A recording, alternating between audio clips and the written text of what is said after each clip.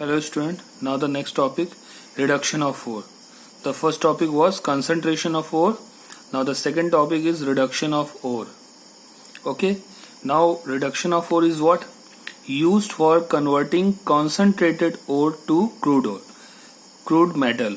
मतलब अभी इससे पहले जो हम लोगों ने concentration of ore जो पढ़ा था, उससे जो भी metal निकलेगा, because there is a lots of impurities also. उसमें कितना होता है? Approximately 60 to 65% of pure metal. अब उसमें 60 to 65% प्योर मेटल, तो अभी भी उसके अंदर 35 to 40% ऑफ प्योर इम्प्यूरिटीज बचा हुआ है. तो उसको प्योर करने के लिए हम रिडक्शन ऑफ ओर करते हैं. Reduction of ore means use for converting concentrated ore to crude metal. इसमें भी जनरली कितना परसेंटेज प्योर मेटल होता है? Approximately 92 to 97%. ठीक है. इसके बाद जो नेक्स्ट प्रोसेस होगा that is called refining. Okay, तो देखो मेथड ऑफ रिडक्शन. तो इसको मेथड ऑफ रिडक्शन क्या है? The first is a roasting, the second is calcination and the third is smelting.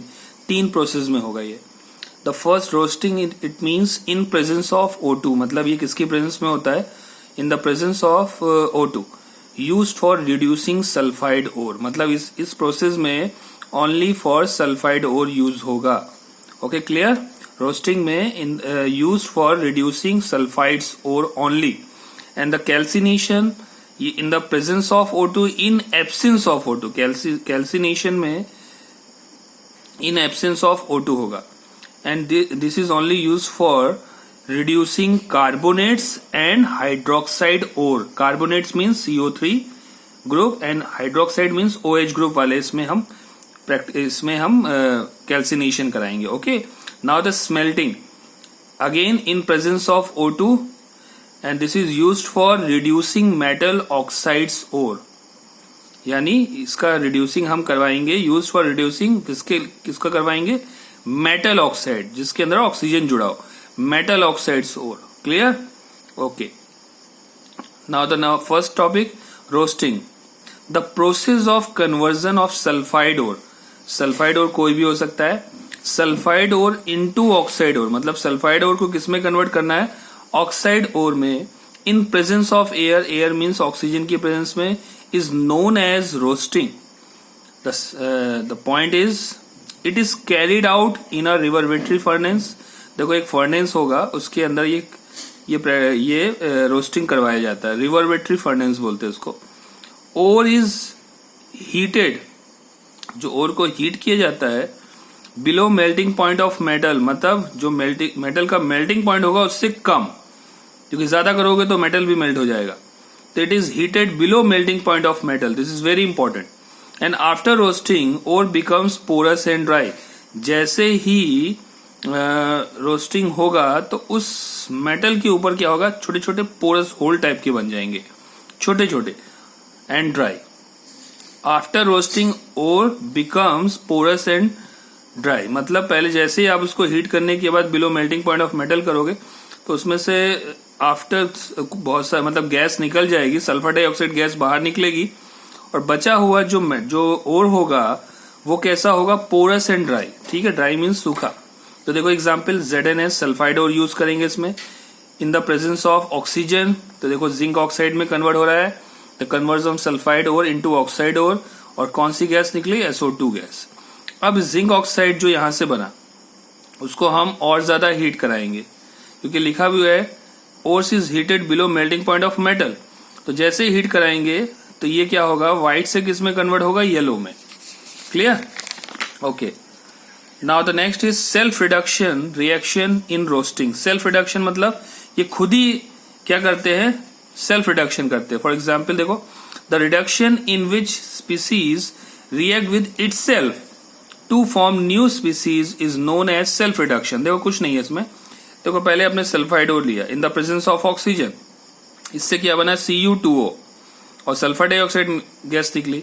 अब Cu2O फिर से इस Cu2S से रिएक्ट करेगा और क्या बनाएगा?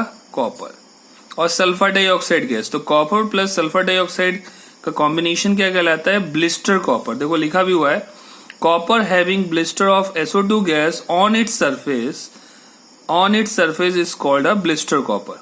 क्लियर। तो देखो पहले ऑक्सीजन के साथ कराना है तो Cu2O बनेगा और SO2 गैस बाहर निकलेगी। इस Cu2O फिर ये खुद क्या करेगा, सेल्फ रिडक्शन करेगा। सेल्फ रिडक्शन कर रहा है तो यानी ये फिर से Cu2S के साथ करेगा, कॉपर बनाएगा और सल्फर डाइऑक्साइड गैस निकलेगी। Clear. And the same for HGS, देखो ऑक्सीजन के साथ रिएक्ट करके हाइड्रोजन HgO बना रहा है, SO2 गैस बाहर निकली। अब ये HgO फिर से इस HCS के साथ रिएक्ट करके क्या बनाएगा, मर्क्यूरी बनाएगा, SO2 निकला। सेम एज PBS वाला भी वही है। तो देखो इन दोनों प्रोसेस में क्या है, large volume of SO2 obtain is used to prepare H2SO4 in industries. देखो किसी भी रिएक्शन में सबसे ज्यादा क्या निकल रहा है, SO2 गैस निकल रहा है दोनों प्रोसेस में। तो इस SO2 का यूज हम जनरली किसके प्रिपरेशन में कर सकते हैं, H2SO4।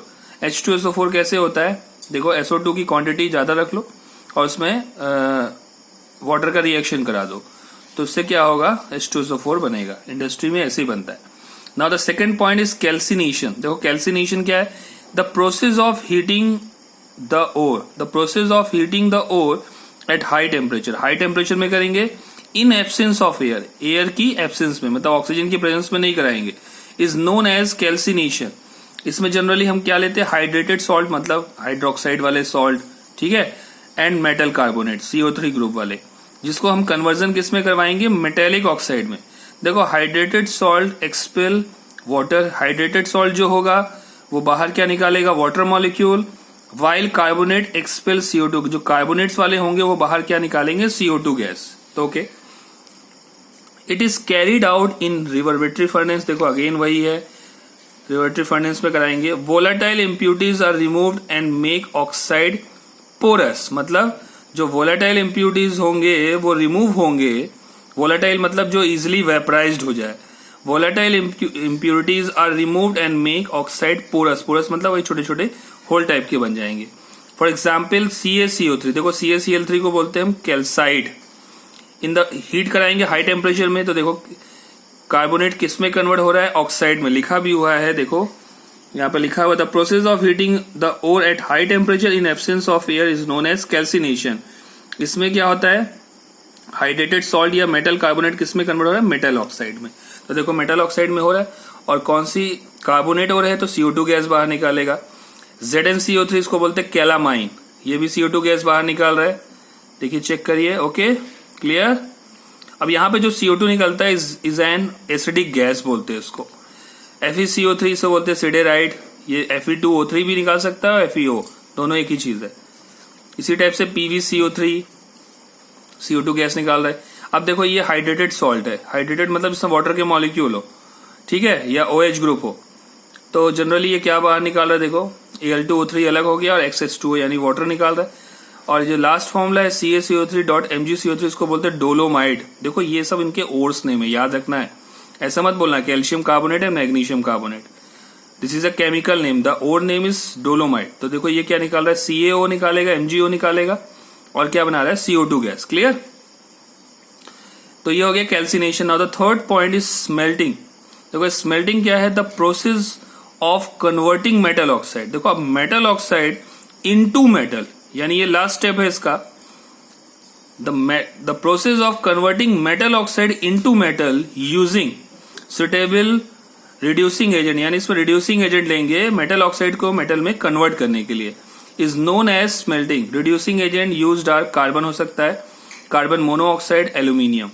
तो देखो एग्जांपल जिंसाइड लिया आपने, इस पे carbon as a reducing agent की तरह वर्क कर रहा है, हीट करवाया आपने तो देखो Zn अलग हो गया और कार्बन मोनोऑक्साइड अलग हो गया। तो जिंक बनाने के लिए यूज, मतलब मेटल को मेटल ऑक्साइड से मेटल में। SnO2 इसको बोलते हैं टीन स्टोन, कार्बन के साथ रिएक्शन कराया तो क्या बना, tin plus carbon monoxide.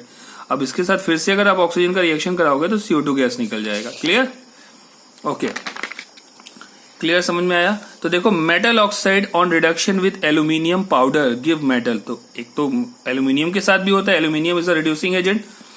This method is for extraction of metal like chromium, iron, manganese and silicon.